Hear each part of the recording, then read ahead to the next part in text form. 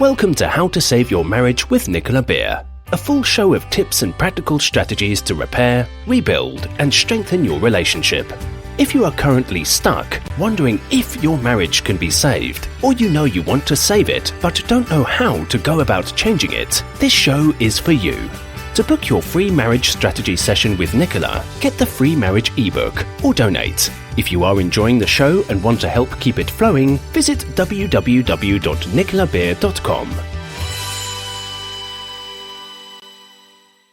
Hi and welcome, this is Nicola Beer and I'm so happy you're here today because I'm going to be talking to you about forgiveness. Is forgiveness really a gift that you give yourself? The statement to forgive is to free yourself is so often bandied around these days. It makes forgiveness seem so easy and simple. It's similar to the saying, you need to love yourself first, or more, or you must love yourself in order to love others. But is it true? Forgiveness is for ourselves. In my experience, helping thousands of people now, and in my own personal experience of forgiveness, yes, absolutely yes. Although that doesn't mean that it's easy by any stretch of the imagination, especially if the hurt is deep, has been repeated, or is still raw. Having helped so many people forgive themselves and those they love, or even those they no longer love but want to release the past and move forward, I have not met anyone who hasn't said they feel better after the forgiveness work that we do. Today I'm going to share why this is true, the benefits of forgiveness, tools on how to forgive yourself and others, even if you are unsure that you want to forgive right now. I'm also going to be giving you some free forgiveness giveaways to help you straight away on your path to greater happiness, health, and freedom. Specifically, I will cover the benefits of forgiveness, what forgiveness is and what it's not, how to forgive others, how to forgive yourself. Sound good? So let's get into it. The benefits of forgiveness. There are numerous benefits of forgiving yourself and those that have hurt you. Forgiveness has been associated with decreased stress, anxiety, and depression. It has also been linked to increased mental well-being. Studies have found that the act of forgiveness can reap huge rewards for your physical health too, lowering the risk of heart attack, enhancing your ability to sleep better, improving cholesterol levels, as well as reducing pain and blood pressure. Why is this? You may wonder. Well, I certainly did.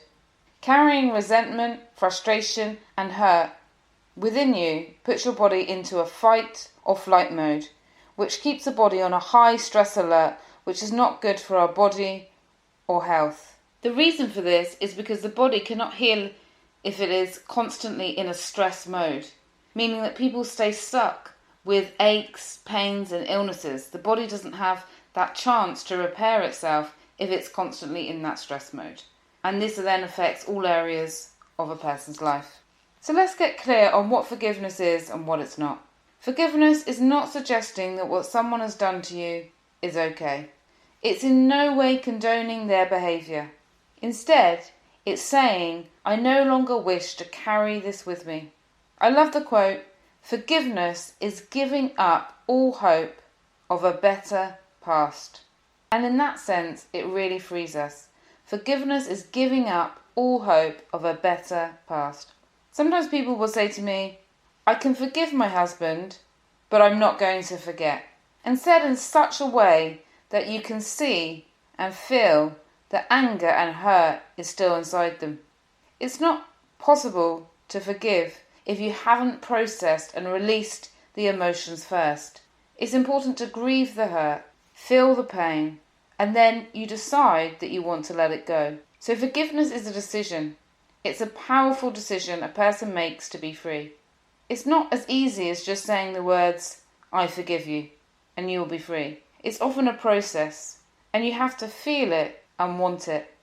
I often work with men and women and couples who have been cheated on or going through infidelity in the marriage, and they share that they cannot forgive. It's too difficult, as they worry whether the statement, once a cheater, always a cheater, is true.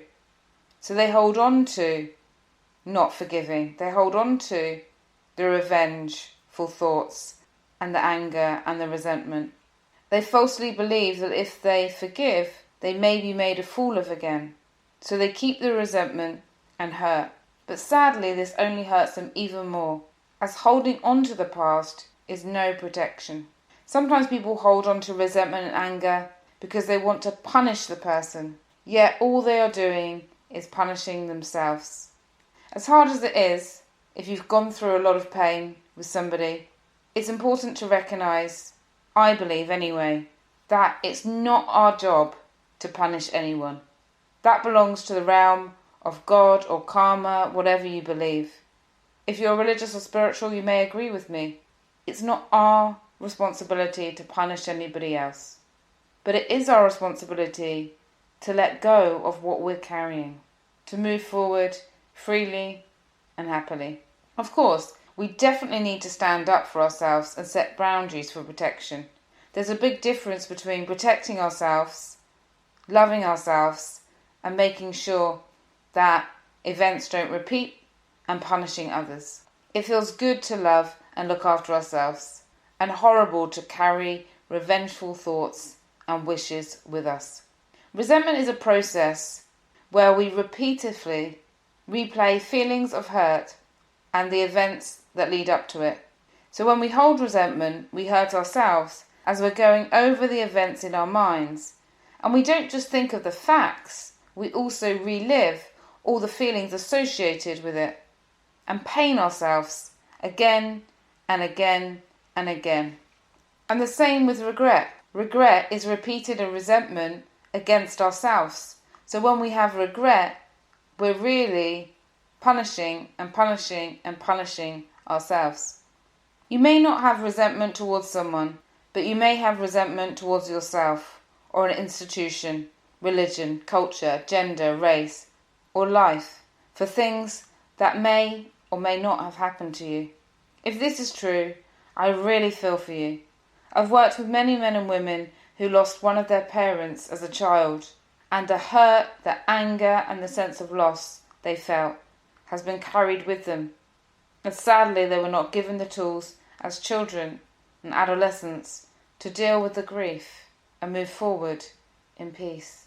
They carry the hurt, and carrying the hurt and resentment and disappointment can hurt others as well as themselves. When I work with people who are struggling to forgive, I suggest that they start with a statement like, I am willing to forgive the heart or the soul of the other person, and name that person. This can sometimes be easier than saying that they forgive the person.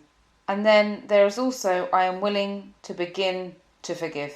If people can't forgive right now, saying to yourself, am I willing to begin to forgive? Am I willing to start the process of forgiveness? So how do you forgive someone that has betrayed or hurt you? By far the most powerful way I have found to help people completely forgive is through guided meditations. This is my favourite way to help practice forgiveness, as it engages the subconscious mind and therefore forgiveness happens at a deeper level. A lot of people will share, I know I need to forgive, but I can't. This is often because the subconscious mind is holding on to the hurt because it's worried that the same thing will happen again. Every week I get several emails from people who have listened to one of my 5 loving kindness and forgiveness meditations, which are available in my 3 audio programs, saying that it has changed their life.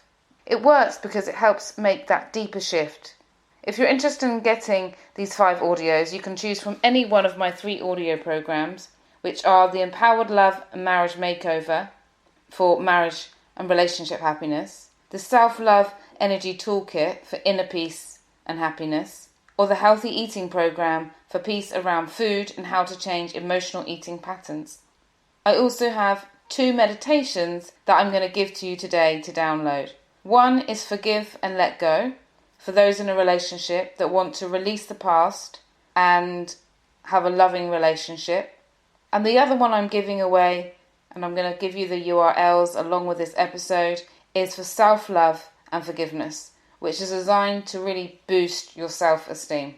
So I'm going to make the links available with this episode So you can either go straight to the audio programs, or you can find the audio programs on my website, and so that you can get your own copy to download of Forgive and Let Go if you're in a relationship, and self-love and self-esteem boosting for yourself. You may want to get both. Many people also love this method as a way to forgive and let go, because all you need to do is find a quiet, relaxing place where you can comfortably ignore the outside world and just listen. And if you like it, you can then get the audio program if you feel inclined, because there's over 5 different ones in each of them to release, to relax, let go of the past, whilst also relaxing your whole body, removing stress and tension from the body. A man recently wrote to me saying, "Nicola, thanks, the tightness in my chest has gone. I'm no longer having tension headaches since listening to the meditations." And this is just another example of how we hold the emotions in our body. Anger is associated with the liver, the chest, and the head. Stress and sadness is in our shoulders and our hip. Knees are confusion and not knowing which direction to turn. I could go on all day here and talk about the different symptoms and the scientific research that's been done for each body part so that you can heal it. However, I don't want to bore you if you're listening to this list and thinking, 1, Nicola, I don't believe that we store emotions in the body, or you're listening thinking, it does not apply to me.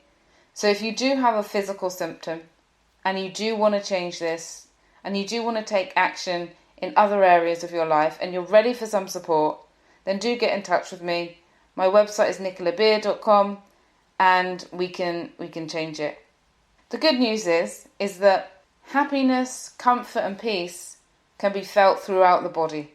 And that's certainly what I encourage in all the meditations, to get into the feeling of allowing the good feelings to vibrate and to be felt in all your cells of your body.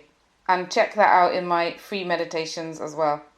So the power of forgiveness is real. And affirmations, forgiveness affirmations, are another great way to forgive yourself.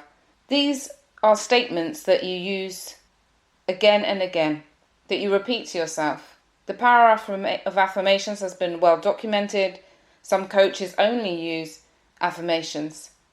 Ones that can be very helpful, especially if someone has cheated on you or someone has betrayed you or hurt you at a deep level, is to say, I lovingly release the past and move forward with love in my heart.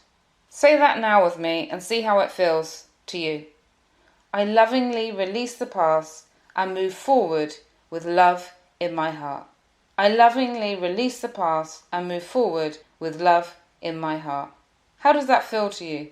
If I'm working with someone that is letting go of an addictive behaviour or pattern, I also add in, I forgive myself, and it works really, really well.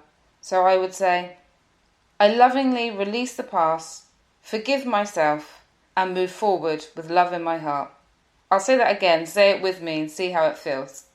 I lovingly release the past, forgive myself, and move forward with love in my heart. So some people write out these affirmations several times a day. Other people read them out loud whilst alone, like when driving or walking somewhere. And when people drive past, they'll probably think that you're crazy talking to yourself, but who cares? In fact, I always talk to myself, so it's just a habit I picked up. My mum has always talked to herself, and strangely, I talk to myself. And some people will say them in front of a mirror as well. So that's the second thing you could do. And now I'm going to talk about how to forgive yourself. Self-forgiveness. Forgiveness as a way to live and feel good is by no means new.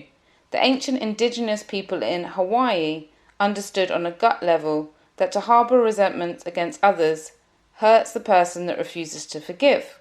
And Ho'oponopono is an ancient Hawaiian process of forgiveness. And it has 4 steps. And it's super simple for you to learn and apply to your life. And it's really about self-forgiveness. So these are the 4 steps in Ho'oponopono. And you can Google that and look it up and you'll find it really documented everywhere if this is the first time you're hearing about Ho'oponopono. I think I'm saying it right. Ho'oponopono. Okay, so the 4 steps are: